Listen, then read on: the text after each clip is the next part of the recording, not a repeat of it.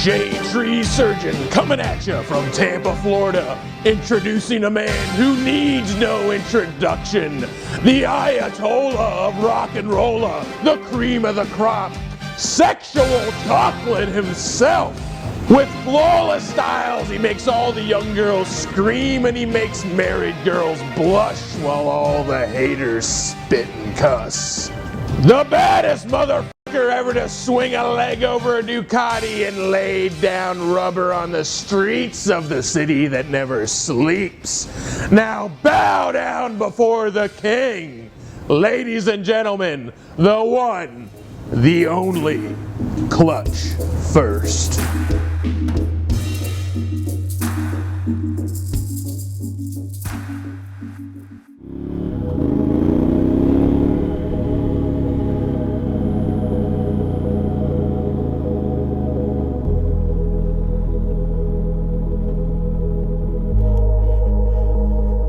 What's good, guys? I'm Mike. Welcome to Harlem, my hometown where I grew up, where I know everything that I know. What I've learned from here, from the people, the mistakes, and it keeps me grounded. If you enjoy the videos, make sure you hit that thumbs up, make sure you subscribe to this channel, and holla at your boy if you ever see me out here in New York. Alright guys, so I took you guys here and just to kind of see where I grew up, still school here, see the people, and get to know, because I think a lot of people don't get to really see everything. But the reason I wanted to kind of start there, I like to come back here just to kind of remind myself where I came from, what I came from, and where I am now, and be very appreciative of everything that I have and not really take it for granted. If you look to your right, we're going over that highway a couple of years back where that whole Range Rover thing happened. That's where that happened.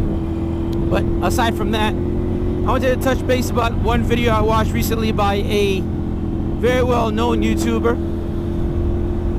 Some of you guys might know him. I'm sure that you do. RJ. Royal Jordanian, of course. And his whole topic was making it on YouTube, what it takes.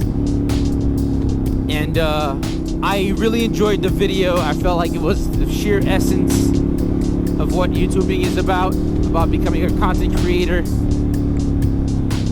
Just giving you a quick heads up, guys. We are in Harlem. I know a lot of people are probably viewing this and like, oh no, that's Harlem? Yeah, it's Harlem. Looks beautiful, doesn't it? There's some beautiful parts, there's some shady parts, there's a little bit of everything, but the people's always friendly. What he was saying, that what kind of like the main focus of his entire video was that there's a lot that goes into making it on YouTube, from being really lucky, from knowing who you know, or communicating with people, or networking, or whatever it may be. There's just so much that goes into getting out there, getting big. And you do have your people that gets on YouTube that immediately blows up within a couple of months. Some people it takes a lot longer. Some people will never make it. Let's be realistic, just like anything else. I think to make it on YouTube, there's a certain finesse that it takes for you to actually get to that point. Outside of luck, it takes a lot of work. Because, all right, personally, me, myself, I can tell you that doing YouTube is probably one of the most difficult challenges I've ever overtaken. Let's be realistic, in like stuff I've decided I want to tackle, I want to succeed and do really well in. YouTube is probably one of the top things, the most difficult things. And why is that? It's a wide open media, it's a wide open outlet. Anybody could do it. Doesn't cost anything to you to actually do. All you need is basically a cheap camera if you just want to do it. But I'm not saying that to a certain degree. But if you want to really do it to the next level, it requires a lot of work, a lot of finesse, a lot of dedication. You really have to commit to it. And then you have that luck factor that RJ was talking about. One thing you have to realize is that you're competing with anybody and everybody that has a channel. Funny, this road here is just local. This is like near the West Side Highway. I could have gotten on the highway, but if you take this local, you actually get to experience these really little nice sweeping turns. And there's so many little areas you can actually enjoy out here. That's the beauty of this, you know. You get on the highway, you get in the streets, and you can still do this and still have a good time. this is like a full-time job. Outside of whatever work that you're doing, earning a living, this is practically a full-time position that you solely elected yourself to actually do at free of cost. Basically, you're going at it on a negative, investing on equipment, investing on everything else. You're basically starting at a negative. And then hopefully you can actually recoup some, some returns over time. That is if you're in it for that specifically. Some people go into this just to kind of vent and do cool videos and talk with people, meet, be part of a community. Some people really does it to go out and get big, and that's great. All of those ambition I highly admire. It doesn't matter for which one you're going for, which path you're trying to go in terms of career or YouTubing. All of it's very admirable because it takes a certain amount of effort just to do any one of them. Doesn't matter. If somebody's able to succeed and make that happen, that's, you have to, say, man, I got to give it up to that person, because it requires a lot. Because I think a lot of us are unaware of how much work and effort it takes just to actually achieve a small portion of that success. Not even, a fraction. It takes a lot. It takes a lot of time, a lot of effort. So, damn, I'm going to chop everybody here.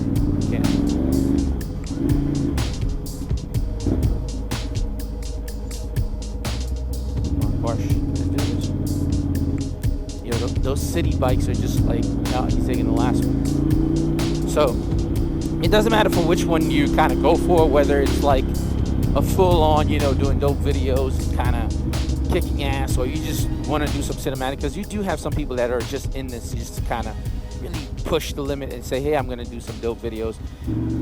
So me personally, if I'm speaking in regards to myself, there are a huge aspect that I love and enjoy about doing the whole YouTube bit. One, the challenge is an absolute thrill, being able to meet a deadline, to actually have something posted up, to have something ready, beating the odds. It's an ongoing challenge where it's exciting, it's fun. Ooh, I've never been here before. That is very interesting. Let's go down here. I want to see Hudson Parkway North. Down here. Wow. Okay, I've never seen this before. That is freaking nuts. Yeah, so I do like the challenge, how tough it is, and I have a love and hate between you two. Let's be honest. For me, it's a love and hate. You put in work. Sometimes it's amazing. Sometimes you have great outcomes. Sometimes it's just hard, and sometimes people go hard at you. Sometimes you just don't get nothing for all the effort that you put in. And I think that might be the Trump place. Mexicans would love it here. Yeah, sometimes you put so much work, you put your best foot forward, and you don't get nothing in return, or completely goes unrecognized. I mean, some stuff like that, or some of the more heart-wrenching moments, I'd say. And then you do have your moments where you're doing really well. And I think that roller coaster feeling has a lot to do with it, and knowing you're overcoming the odds, right? At least to me, knowing that I'm overcoming the odds, I'm actually beating that system that's against me. It's almost like, hey man, you're black. You're gonna fail. You're gonna be a jailbird. You're gonna do this. You're gonna, the odds are against you, and then you beat it. And I think a situation like that. This view is nice. I have never been here. That is nuts. I have never passed through here. And beating those odds and saying, hey, I was able to achieve a certain level of success, whether it, flourishes something bigger and better or above and beyond. I understand. That'll be awesome. If not, it doesn't. But knowing that I'm taking on this challenge, it's enough to say, hey, I have never been here before. I've never ridden here before.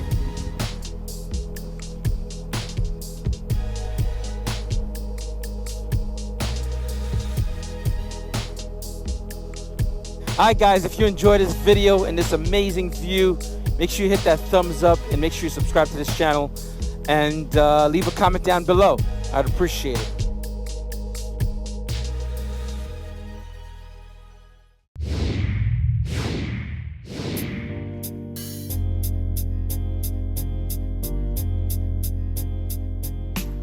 What's good, guys? Where are we at now, guys? This is where I grew up, in this exact building. I just came back to the neighborhood just riding locally, and I grew up in this building here, in this brownstone. Are you serious? Yep, I did. Yep, grew up here. It was so different. It's gorgeous now, you know. I was on the last floor up there. Yep, I remember during the summer days, I'd have that window open and sit down, just get breeze.